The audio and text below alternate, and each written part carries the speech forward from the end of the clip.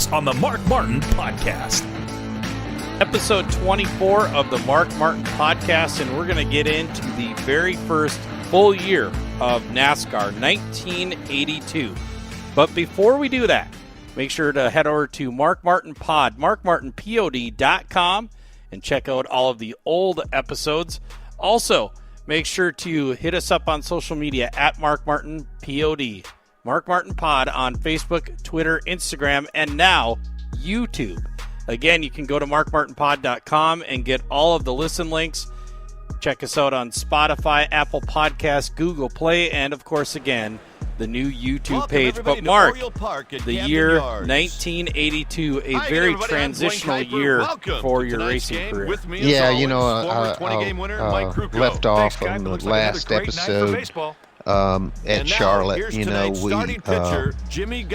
we were racing in 81 out of North Liberty, Indiana, up at Dillon's, and the last race of my schedule was Charlotte Busch race, end of October, I think it was, late October, and we ran second. Collected that $15,000 check, which was really one of my biggest paydays ever. Everything felt right. Everything looked good. So we just stayed. I ran the race, and after the race, I stayed in Charlotte. Got an apartment. Started working on securing a shop. And started making plans to move my equipment and stuff down to the new shop right there at the Speedway at Charlotte. There was a few shops back there next to the Goodyear warehouse, and so my dad had been building a Mack box truck for me to use. And pull, you know, car on open trailer behind it. So that was going to be the new hauler. And I decided to hire someone from NASCAR, because all my, you know, I just had my little short track ASA guys, Banjo and you know, I guess David Lovendahl was still with me at that time. And so I was going to hire up a few Southern guys for the shop, build me a new Hutchison Pagan Speedway car. And so hired Bobby Jones to be my crew chief. And so Bobby was going to build this Speedway car the way he wanted it, so hang the body on it the way he wanted it, whatnot. Like I say, I didn't know a hell of a lot about, you know, I guess I had my head in my ass because I didn't pay close enough attention. He built the car at a 4-inch left front frame height, hung the body on it, the Daytona car. So I was going to start the season off with two cars, Speedway car and the car that I'd had, you know, in 81, a real lightweight short track car. And so we get the car ready to go to Daytona, and of course I've got, I'm in the Busch Clash,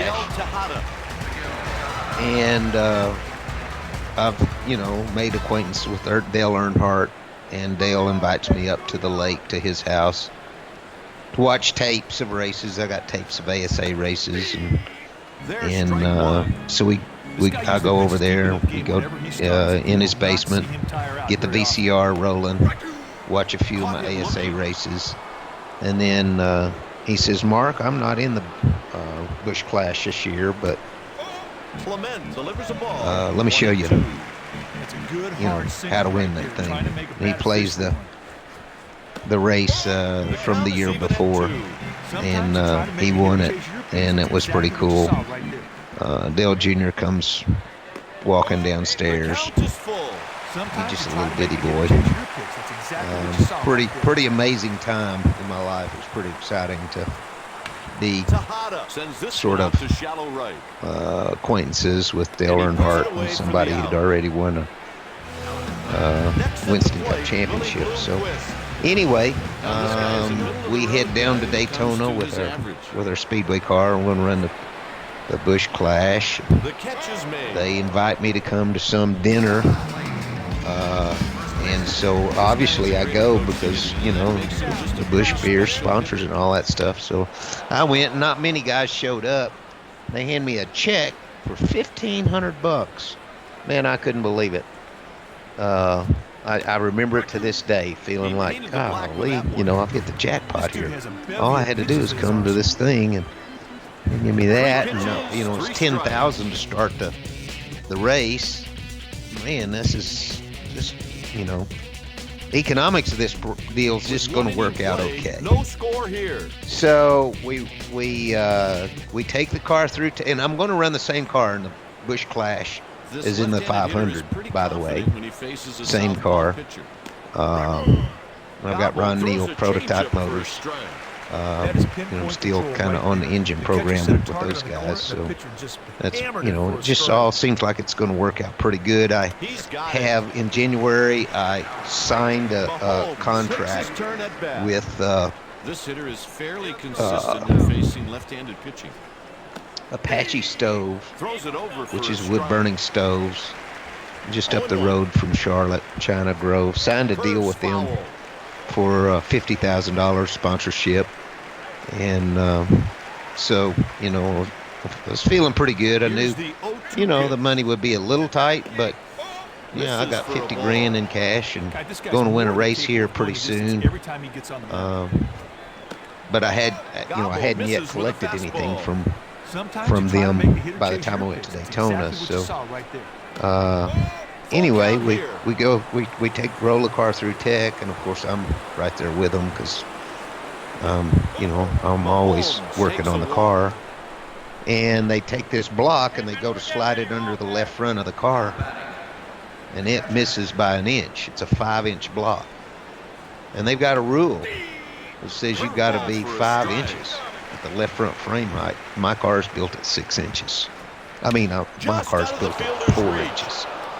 So we had to raise the car up an inch. So we had to run the car an inch higher at Daytona. Well, if you've got any idea what that means, that a whole inch would, a quarter of an inch is a big ass deal, much less an inch. So we had to run speed weeks an inch high. So I didn't run good in the Busch Clash. And but we make the race, no problem. But we don't run very good. Things are turning sour. And on Saturday night before the 500, 1-2 the count. Bobby stays out pretty much all night. Stays out all night. Doesn't show up to meet the crew in the morning. And Bobby so I get to the racetrack. And you can imagine what the demeanor was of our team and all of us, because we were dejected. We weren't running worth a damn. We were broke. And, our team, our leader, was missing in action. We're more interested in partying than racing. So we get we take the car through tech, whatever, do all the things we got to do to get her out there on the line. And of course, we don't run worth a damn in the race. And of course, I fire Bobby. And that's how our season started. We went home from there, and we went to the next few races and didn't run worth a damn. And that set the tone for the year. We were just, we never collected a dime from Apache Stove. They wound up going out of business. And we struggled every time we turned around. We had mechanical problems and wound up running on a tight budget without the right stuff. A few of the highlights of the season was Darlington. We ran Next up, I think we ran top 5 at Darlington on 7 cylinders. Ran on 7 cylinders over half the race. And I think we finished something like maybe 7th or 5th or 7th or something like that. And we had a really good run at Riverside. Had a hydraulic clutch in the car. Clutch broke, so the hydraulic clutch part of it broke. So I ran the full race with a T10 transmission 4-speed, shifting without the clutch. And on the green flag pit stop, I just come in and killed it, put it in first gear. And when they dropped the jack, started it, cranked it off in first gear and drove it off. And still, I think we run 5th, 6th, 7th, something like that. I thought it was 5th. We had a good run out there at Riverside. But we had a good run at Dover. My first time at Dover, we had a good run. But as the season went on, we was just broke in half. Darrell Waltrip begged me to drop back to a limited schedule, and I should have done it, but I was so stubborn and hard-headed that I was going to beat Jeff Bodine and win Rookie of the Year. I'd never lost. I'd never been beat. And, of course, Jeff was driving for Cliff Stewart. Very well established, decently funded team. And, much older and more mature race car driver than me. And I just watched my career go down the tube in front of my eyes. It was a terribly tough year. Hutchison Pagan and Goodyear both let me get in debt to them. They let me charge. I had big bills by the end of the year. With both of them. And one of the highlights of the year was they were filming that movie Stroker Ace, and my dad, they were going to pay me. I swear I'm thinking 50 grand. That sounds like a lot. Maybe it was 15. It was either 15 or 50 grand. Probably 50. Put a car in the movie, so my dad drove my car in the movie, in the filming of the movie, the 02 car. You'll see it if you watch the movie. And so that was a small source of income, but we were in deep trouble, just surviving, running mid-pack, terribly disappointed. So when the season was over, I had an auction. I decided that I wasn't going to be a car owner anymore, and I had an auction and sold everything that I had. And then I paid off Goodyear and paid off Hutchison Pagan. I had a little bit of money left over, and I put that as a down payment on a house. And I still thought I was going to be okay in the sport. I thought, well, somebody will hire me to drive their car. And nothing happened in December. Finally, in January, I got a call from Humpy Wheeler. He said, asked if I'd had anything yet, and I said no. And he says, Jim Stacy's going to call you. Well, heck, about driving the 2 car. Well, the 2 car, Tim Richmond had drove in '82 and won a couple of races. It was a great car. Well-funded team, a great car. Dale Inman was the crew chief. It was fantastic. So, got the call finally from Jim. So I went to Kentucky to meet with him, and he said, "Well, yeah, get a contract together, and we'll do this thing." And I said, "I don't need no contract." That's how damn dumb I was. And okay, cool. So we went to Daytona, and the car didn't handle well, and I wrecked it. And then we went a couple other races, didn't run really good. Then we went to Darlington, and we should have won Darlington, but we ran third because of pit call. in my He opinion. fires a heater for By a the way, strike. Dale Inman didn't crew 98 chief it. miles per Booby hour on the Harrington gun. did. Booby didn't. He didn't 1-2 think count. much of me, and I was learning to not think that much of him. He had been put on a tight budget. It wasn't anything like the kind of budget that he'd been on the year before. I guess Stacy was in one of his financial lulls. He was one of those guys that became a millionaire and then went broke over and over and over Strike, again. no balls and 1 strike. And we went to Atlanta, and we're running really good at Atlanta. Fastball And inside. I know how many sets of tires we got, and we're having to use a lot of sets of tires. And I start 2 balls and 1 coming on the strike. radio and asking about tires, and they went and bought another set of tires, and they went and bought another set of tires. And I'm talking about we're running top 5.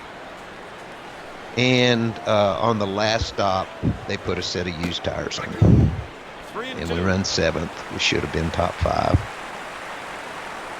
And so we go to Martinsville. That's in the We're hole. running at Martinsville, and Earnhardt, I get on the inside of Earnhardt going down in turn 1, and Earnhardt cut me off. And I stayed there, entangled, and he and I both spun.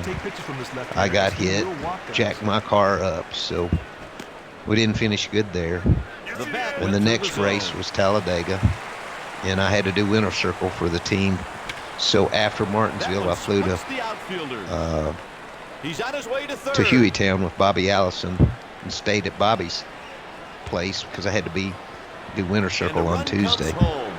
So I'm hanging out with Bobby at his place, getting ready to do winter circle, and I get a call from Booby. We're letting you go. So I got fired. He barehands it. The side is retired with 1 runner Smart stranded. enough After 2.5. to have a contract. So There's a line. He came after up with that, it. kind of bounced around for a while. Morgan McClure, the 4-car, was out there in their early racing career. They had this old piece of junk Cutlass that was terrible. And he fouls this one back. So they hired me to drive it. They were running a limited schedule. They hired me to drive it. And GC Spencer was a crew chief, and GC was certainly old schooler. And of course, I was a kid. And he and I didn't see eye to eye at all. He didn't understand anything about chassis setup stuff like I did. And he didn't think I was much of a driver, and I knew he had a piece of shit for a car. But they did purchase a AJ Foyt super speedway Hutchinson Pagan car, and that was a really nice car, but it was only a Daytona Talladega car. And we ran real good at Talladega with that car, but that was the only time we ran goods with that car. That Cutlass was junk. At the end of the season, they didn't call me back, and I didn't call them back. Like, I didn't want to drive for them, and they didn't want me to drive for them. So, 3-2 count. So to be clear, though, we're talking about 1983. We moved from 1982, which it seems like, I mean, to this day, you seem very dejected by 1982, and you moved right over into 1983 and started talking about, looks like you did about 4 different teams in 1983. RBI in the game, Johnny Damon. yeah, I guess I tied those two together because I just didn't want to talk about 82. It was such a crushing year for me.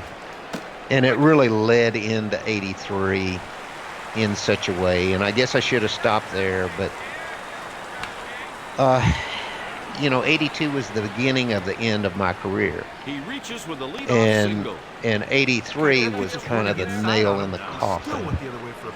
I flew back in 83. I flew back to Wisconsin and raced short track Heart Go shows for deal money to, pay my personal bills to make a living. And, so I'd fly back and forth trying to make my career work. But by the end of 83, I wasn't interested in going forward Morgan McClure, and they weren't interested in having me, didn't even ask me about driving their car. So that kind of was a crushing end. And all of that kind of goes together. So going into 83, I didn't have anything left. You know, I had sold everything that I had, started my career, everything that I had built up from the start of my career all the way to that point, we auctioned off. And so I'm sitting there thinking that, you know, everything's going to work out for me in 83 and I'm going to get a ride. And I finally do, but it's not the ride I thought I was getting. And, you know, they don't have any success. They fired me and put Morgan Shepherd in the car because they wanted someone with experience. Well, they didn't run any better. And, you know, they finished off the year and then they closed their doors. And that was the kind of bad luck that I had, you know. I thought I was getting in, you know, Tim Richmond's car, and I knew I could win in that car if Tim Richmond could. And it wasn't the same program as it was in 82. So get to Kohl's and take an extra 25% off Adidas for the entire family. Plus, with an extra 15% off, get up to 50% off the Big One bedding. And save on Nike athletic shoes for kids. Plus, get Kohl's Cash. Plus, limited contact store drive-up. Right now at Kohl's and Kohl's.com. Offers valid July 17th through July 26th. 15% offer with promo code BIG SAVINGS. 25% off Adidas. Offers and coupons do not apply. Select styles. Some exclusions apply. See store or Kohl's.com for details. Hit towards the shortstop. Get to Kohl's and take an extra 25% off Adidas for the entire family. Plus, with an extra 15% off, get up to 50% off the Big One bedding. And save on Nike athletic shoes for kids. Plus, get Kohl's Cash. Plus, limited contact store drive-up. Right now at Kohl's and Kohl's.com. Offers valid July 17th through July 26th. 15% offer with promo code BIG SAVINGS. 25% off Adidas. Offers and coupons do not apply. Select styles. Some exclusions apply. See store or Kohl's.com for details. So you go from 1981, you are on the top of the mountain, feeling good. Your career is, you know, on the upward swing. And then within the matter of 2 years, completely dejected by your experience in NASCAR in 82. Yeah, with nothing. I got nothing but a van to drive for a vehicle. You know, I've got nothing. Now, at the end of it, in 2 years, I'll go from that $15,000 check at Charlotte running second in the Busch race and the thrill and excitement of moving and setting up shop. Exactly 2 years later, I got a van and nothing. No job, no racing, no cars, no nothing. And yeah, I'm a broken. I'm really broken, emotionally broken person. I mean, it really did a number on me. I was young and had never experienced that kind of failure, and just couldn't believe that I'd seen that kind of change in my career over the course of 2 years. So it will be 3 more years before you came back to NASCAR in 1986. We'll get to those years after this, but you had to go and rebuild everything. You had to start back from the bottom to get back to the top again. So just kind of give us an overview of that. Yeah, well, I guess this podcast will be 82 and 83. And then, you know, this podcast will segue into 84, which will be the year that I start over again. I find a group that has a car in Wisconsin that will hire me to drive and work on the car. And so I round up a buddy of mine in Charlotte, and make a deal with him that he can share an apartment with me in Beaver Dam and come to work for me for $100 a week. So he and I plan on making a move to Beaver Dam, Wisconsin, and start my short track racing career all over again. And on that move, on the way up there, I stopped through Arkansas for Christmas, which is where I meet Arlene Martin.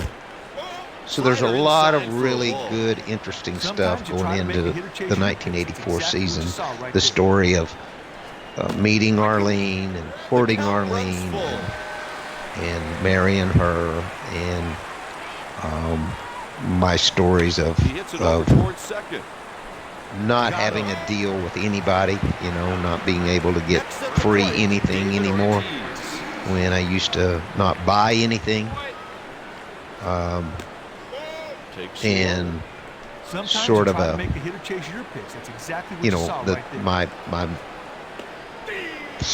my spirit spiraled downward.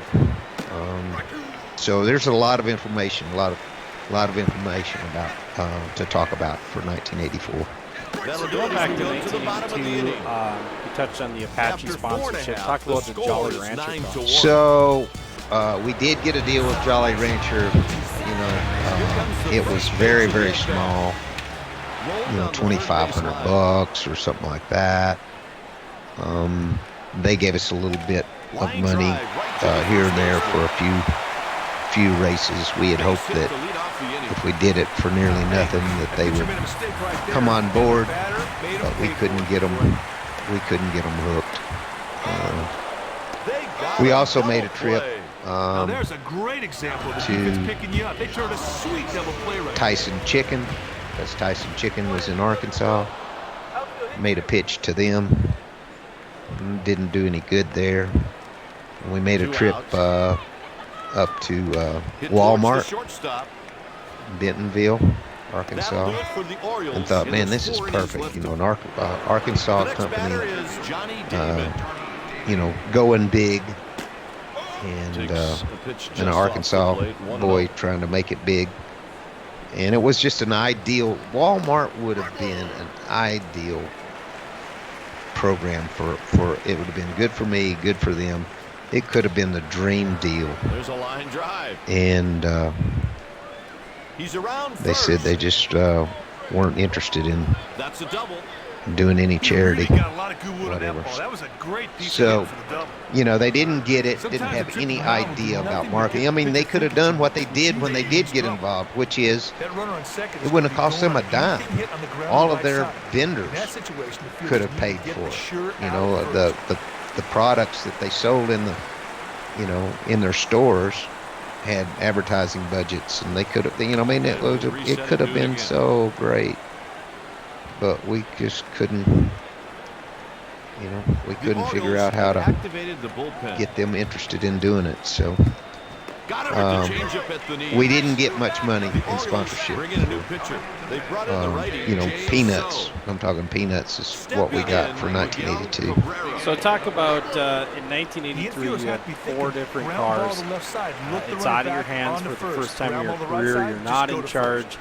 I mean, you had to feel just that was way fat. different He's got to take going advantage of into that these mistake. scenarios, and it sounds like you had struggles with some of these Fouls it off. crew chiefs and team members and things like that. It's just a completely different mindset for you. It is, because I'd always prepared my own cars, Ground ball and they to the were shortstop. usually light years ahead of the They have competitions. him in a rundown. And now I'm just showing up with a helmet and driving these pieces of junk, cars that are way inferior to anything that I would have ever prepared.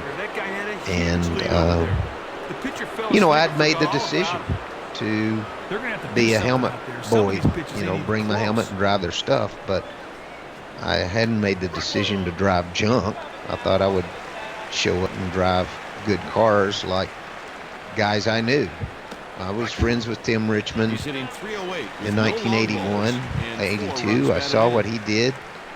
I saw these other great drivers. Payoff pitch coming.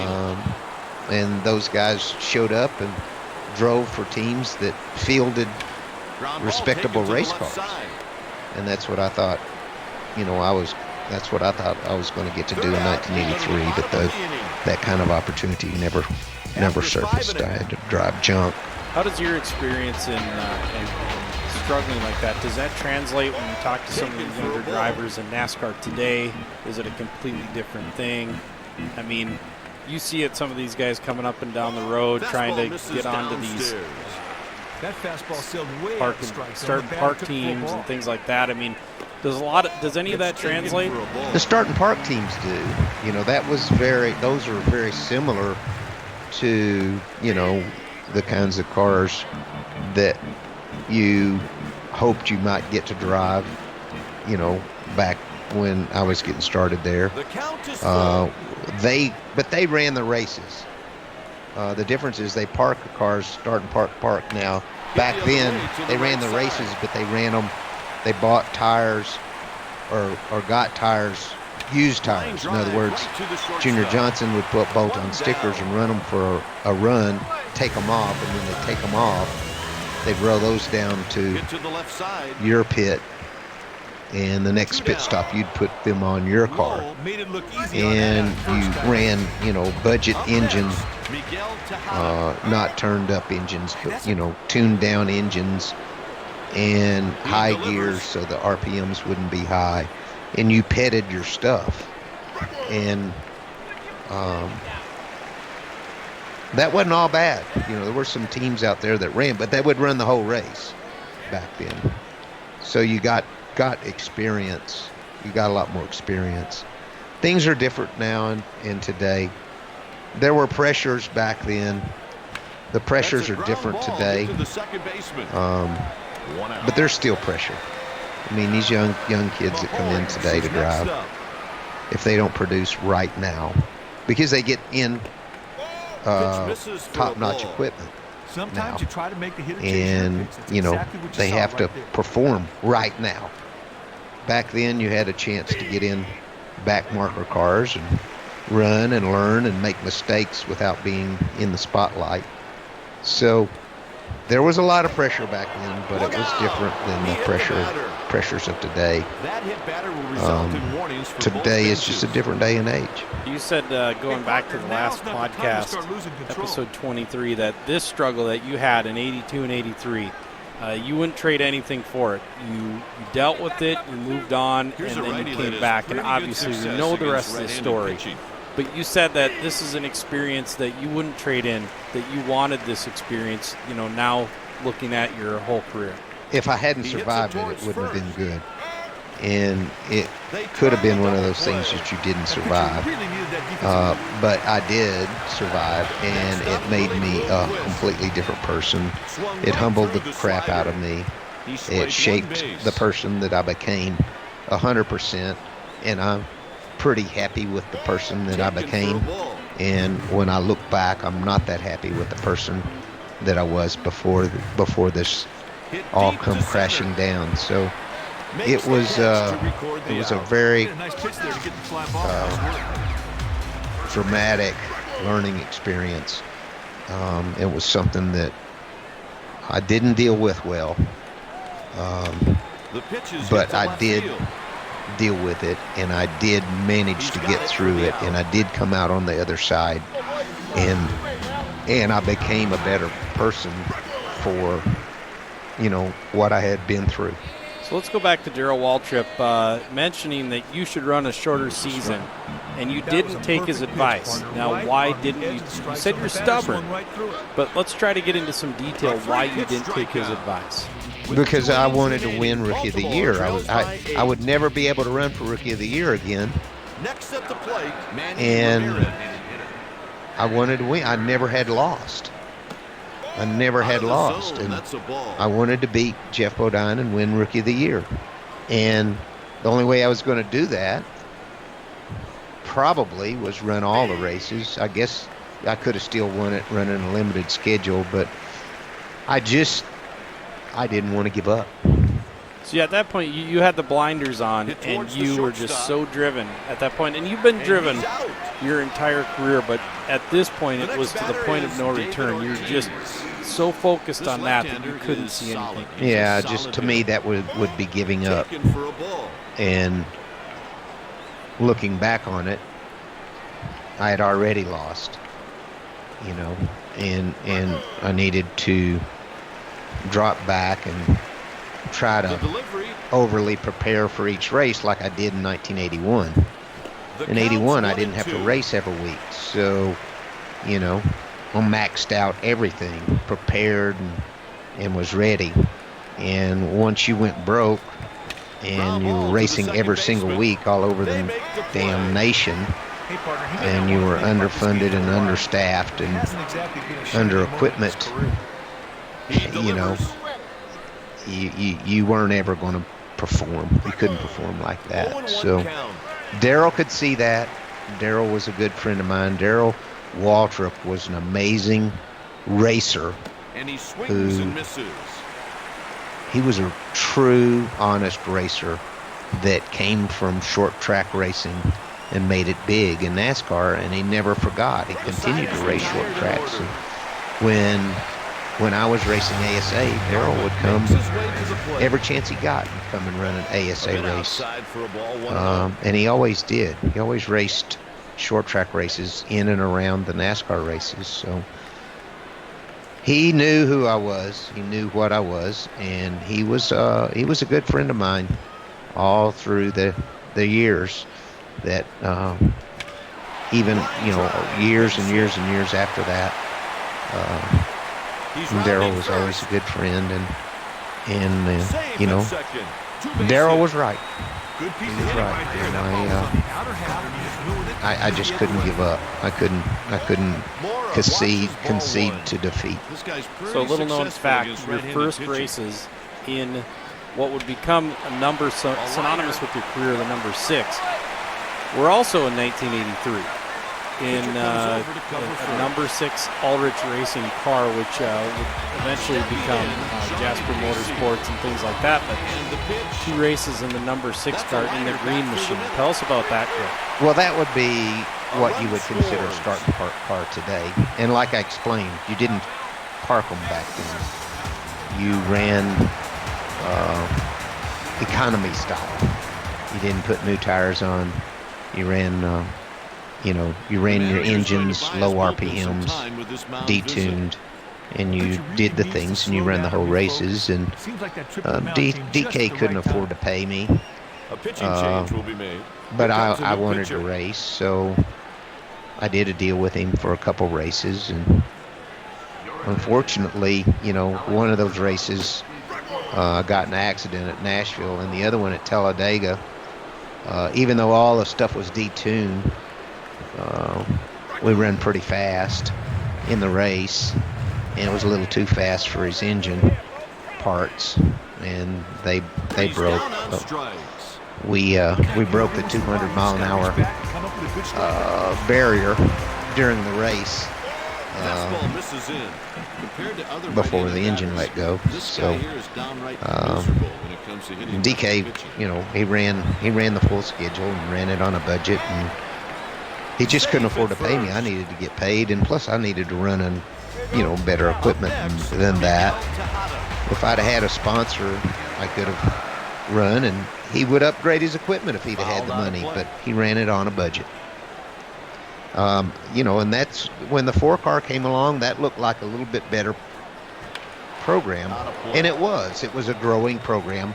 The Cutlass they had was junk and outdated, but they were in a growing spell. They bought a really nice super speedway car, so they had a nice super speedway car, but there was only, you know, a couple of races, you know, restrictor plate races by the time I got there. And so, you know, they were still in the building stages of, you know, getting equipment and guys to work on their cars and stuff like that. And so it was just one step ahead of DK's car, not enough steps to be worthwhile. So when you look back at this 1983 year and even after that, all of these teams that, I mean, do you realize after all this time that these guys really didn't have to take you on? I mean, you just kind of got what you got, and maybe it wasn't the best thing, but now after the fact, you've seen it, you've learned it, and now maybe kind of appreciate that? Well, you know, I just, you know, my head wasn't in the best place. And, you know, where Morgan McClure's concerned, if I would have had confidence, I could have sat down with them and told them what they needed to do, and they would have done it. They didn't listen to drivers back then. But if I would have thought that they would have let me have input in the direction of the team, you know, I might have stayed. Well, you know, they won the Daytona 500 later, you know, many years later. They won it probably multiple times. I think Sterling and Ernie both won it in their car. They won races. You know, they became a strong team later, years later. But they also did that because of their experience with you. Well, I wouldn't say because of my experience, but that was part of their experience. And it certainly took them a few years to get their program on track. And I didn't have any confidence that I was going to have input in that. You know, when I was there, G.C. Spencer was a crew chief, and they weren't going to have that kind of success with G.C. Spencer. I'm sorry. I have lots of respect for G.C. Spencer, but it would be like hiring me to be a crew chief today. That'll do it for the Red Sox. It's too late. You know, I'm outdated. You know, and G.C. Spencer did great things in the sport, and I have tremendous respect for him. But he wasn't up to date with where the sport was in 1983, and unfortunately, that's why you don't see any. You know, you have to stay up with the times. And at some point in time, when you hit 70 or 80 years old, no matter how good you were at one time, you know, there's too much, things change too much for you to be as good that far into your career as it was in your heyday. Same thing goes with drivers. You know, same thing goes for crew chiefs or drivers, either one. You know, you can't, it's just, you can't do it. So 1982, 1983 covered here on episode 24 of the podcast. Next podcast, Mark, we're going to get into 1984. We're going to start rebuilding your career as you, basically hit the restart button. Back to short track racing. We're going to get into that for actually a couple years, and then we'll get back into NASCAR as some good breaks came later, a couple years later. Mark, any other closing things on 82 and 83 before we put a close to this one? No, that's enough wallowing in that misery. I actually sort of enjoy moving forward from there. One of the toughest years of my career is coming up next. However, it's, you know, I have great pride in that comeback, that beginning of a comeback. Now, it's not a comeback by any means. We don't have, overwhelming success, but we do have some success, and we come from rubble to get a couple of big wins. So just one last thing on this episode. 1982, you ran a number 37. What was the reason for that? Their driver didn't drive. They were in that race at Rockingham. It was a Rockingham race, and it rained out or something and got postponed. And their regular driver couldn't drive because it got postponed on something that conflicted. So I filled in for it. Just so happened that the crew chief for that car was Larry McReynolds. And one of the highlights of the 1982 season for me was that a third of the way through the season, I managed to get Larry McReynolds to come to work for me and be my crew chief. And I had the opportunity to work with him for the rest of that year as crew chief. And Larry was an awful lot of fun. He was a good kid. We had limited success because we had limited resources, but it was really good times. So we're going to get into 1984 in episode 25, but we have wrapped up. We actually hit 2 years, 1982